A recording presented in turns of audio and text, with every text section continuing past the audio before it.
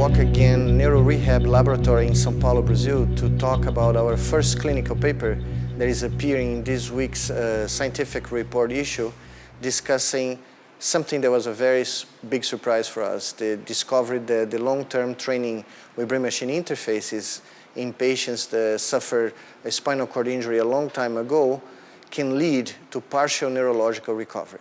In this first paper in Scientific Reports, we described the first 12 months of training of these 8 patients. And to our big surprise, what we noticed was that the long-term training with brain-machine interfaces in different setups, in a virtual reality setup, in a standalone robot like this one that we are seeing here, or in an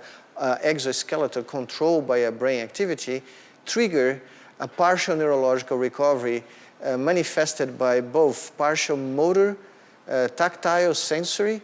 and visceral recovery of functions in all these patients. We're thinking that even though clinically all these patients were diagnosed repetitively over more than a decade as being complete paraplegics and they didn't have any movement and any sensitivity, perhaps from an anatomical point of view, the original lesion didn't destroy all fibers of the spinal cord. So some may have survived and went quiet for many years. And due to the training that we created involving not only brain actuation,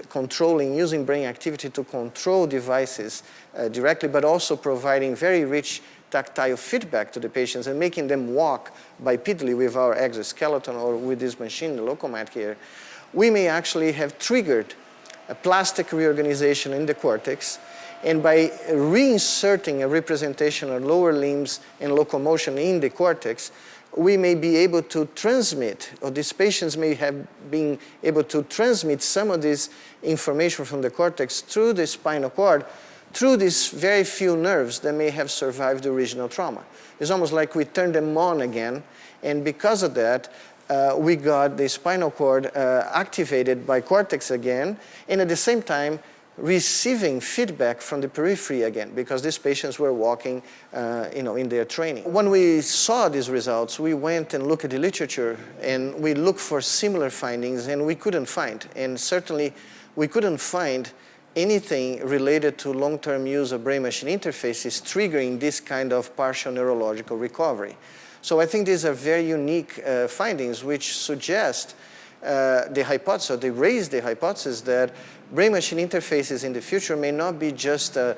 assisted technology to restore mobility. The combination of brain-machine interfaces with other therapies may lead to a new therapy.